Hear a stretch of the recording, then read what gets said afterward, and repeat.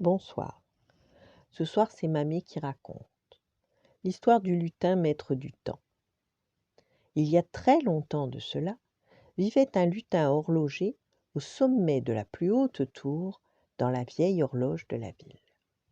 Il prenait soin des pendules afin qu'elles ne retardassent ni n'avançassent jamais.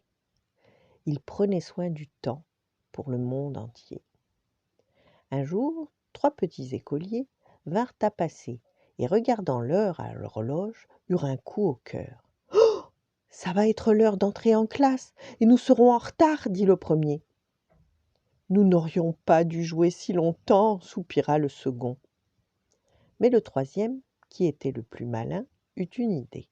« Demandons au lutin horloger de retarder un peu l'horloge, » proposa-t-il. « Lutin horloger, bon lutin, maître du temps qui passe, repousse un peu les aiguilles, nous t'achèterons un cornet de bonbons. » Le lutin horloger était très gourmand et il aimait bien les enfants.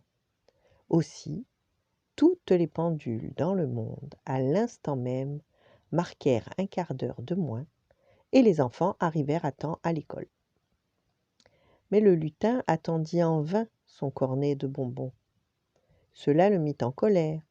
Il attendit et attendit encore, mais la promesse n'était pas tenue. De déception, il en voulut à toute l'humanité.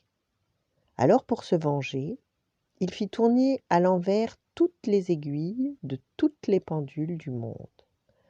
Tout dans le monde était sens dessus dessous. Les gens reculaient au lieu d'avancer. Le lendemain devenait la veille, le soleil se levait à l'ouest et se couchait à l'est. Après l'été venait le printemps, après le printemps l'hiver et après l'hiver l'automne. La nuit succédait au matin et le soir à la nuit et tout à l'avenant. Seules les vieilles personnes étaient très contentes parce qu'elles ne cessaient de rajeunir. Mais les écoliers, oublieux de leurs promesses, ne l'étaient pas du tout.